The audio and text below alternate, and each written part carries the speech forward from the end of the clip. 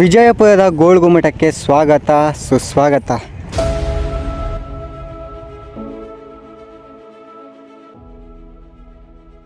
ನಾನು ನಿಮ್ಮ ಲೋಕ ಸಂಚಾರಿ. ಇವಾಗ ವಿಜಯಪುರದ ಗೋಳ್ಗುಮಟ ನೋಡೋಕ್ಕೆ ಬಂದಿದ್ದೀನಿ.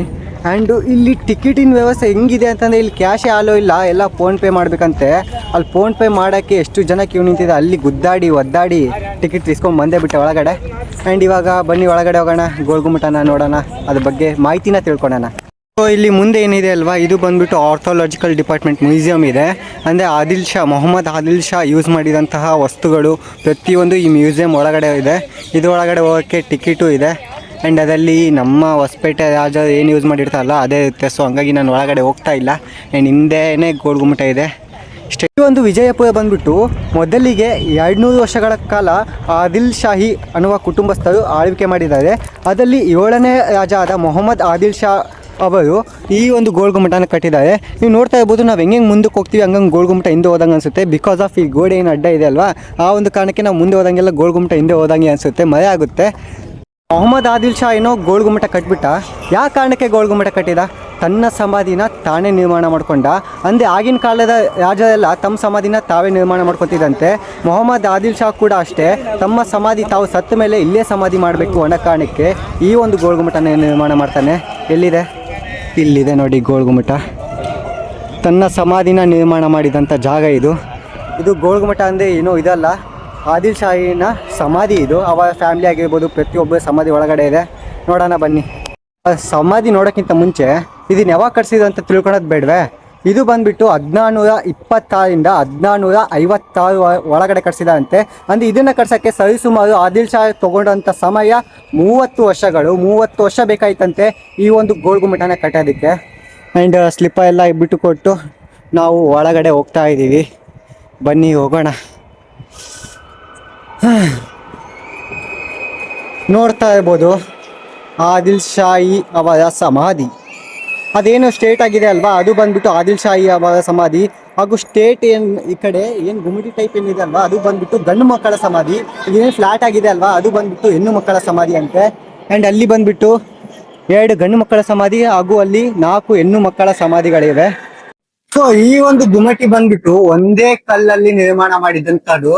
ಹಾಗೂ ಇದರ ವಿಶೇಷತೆ ಏನು ಅಂತಂದ್ರೆ, ನೀವು ಇಲ್ಲಿ ಒಂದು ಸಲ ಏನಾದ್ರು ಕೂತ್ಕೊಂಡೆ ಅದು 7 ಸತೆ ಪ್ರತಿಧ್ವನಿಸುತ್ತೆ ಅಂತೆ. ನಿಮ್ಮ ಒಂದು ಮಾತು ಪ್ರತಿ 7 ಸತೆ ರಿಪೀಟ್ ಆಗುತ್ತೆ. ಸೊ ಅದು ಇಲ್ಲಿಯ ಒಂದು ವಿಶೇಷತೆ. ಅದು ಮಾಡಿದಂತ ಉದ್ದೇಶ ಏನು ಅಂತಂದ್ರೆ, ಮೊಹಮ್ಮದ್ ಆದಿಲ್ ಶಾ ಇದಲ್ವಾ, ಅವರು ಮೊದ್ಲಿಗೆ ಈಗ ಗುಟ್ಟಾಗಿ ಮಾತಾಡ್ತಿರ್ತಾರಲ್ಲ ಹೆಣ್ಮಕ್ಳ ಮಾತು ಕೇಳ್ಬೇಕು ಅನ್ನೋ ಕಾರಣಕ್ಕೆ ಈ ಒಂದು ರಿಪೀಟ್ ಧ್ವನಿ ಬರುವಂತದ್ದು ನಿರ್ಮಾಣ ಮಾಡ್ತಾರೆ. ಬನ್ನಿ ಮೇಲ್ಗಡೆ ಹೋಗೋಣ.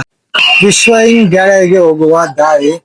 ಅಂಡ್ ಇದನ್ನ ಹತ್ಕೊಂಡು ಹೋಗೋಕೆ ನಾವು 7 ಮಹಡಿಗಳನ್ನ ಹತ್ಕೊಂಡು ಹೋಗ್ಬೇಕು.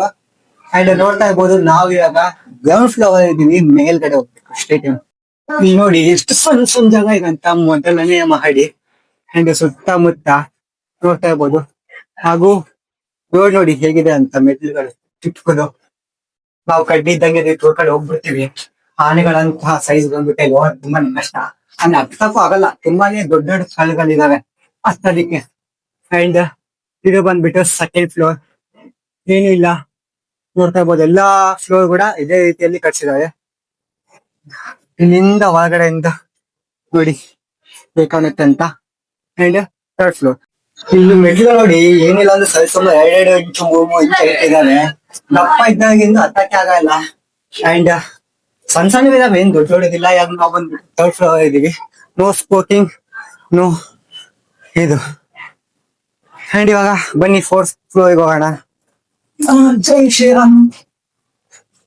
ಅಲ್ಲ, ನನಗೆ ಏನ್ ಅರ್ಥ ಆಗ್ತಾ ಇಲ್ಲಪ್ಪ ಅಂತಂದ್ರೆ, ಇಲ್ಲಿ ಮೊಹಮ್ಮದ್ ಆದಿಲ್ ಶಾಹಿ ಏನ್ ಕಟ್ಟಿಲ್ಲ ಅಲ್ವಾ, ಆದ್ರೆ ತಮ್ಮ ಹೆಸರು ಬರ್ಕೊಂಡಿಲ್ಲ. ಆದ್ರೆ ಲವರ್ಸ್ ಗಳು ಬಂದು ತಮ್ಮ ಹೆಸರು ನೋಡಿ ಯಾವ ತರ ಕೆತ್ತಿದ್ದಾರೆ ಅಂತ. ಏನ್ ತಾವೇ ಕಟ್ಟಿ ದಬಾಕಿದಂಗೆ. ಏನ್ ಜನಗಳು. 7 ಅಂತಸ್ತಿನ ಮಹಡಿನ ಹತ್ಕೊಂಡು ಮೇಲ್ಗಡೆ ಬಂದೇ ಬಿಟ್ವಿ. ಅಂಡ್ ಈ ಒಂದು ವಿಜಯಪುರದ ಗೋಳ್ಗುಮಟ ಏನಿದೆ ಅಲ್ವಾ, ಇಂಡೋ ಇಸ್ಲಾಮಿಕ್ ಶೈಲಿಯಲ್ಲಿ ನಿರ್ಮಾಣ ಮಾಡಿದ್ದು. ನೋಡಿ ಇದೇ ಒಳಗಡೆ ನೀವು ಹೋದ್ರೆ ಒಂದು ಸಲ ಕೂಗಿದೆ 7 ಸತೆ ನಿಮ್ಮ ಮಾತು ಪ್ರತಿಧ್ವನಿಸುತ್ತೆ.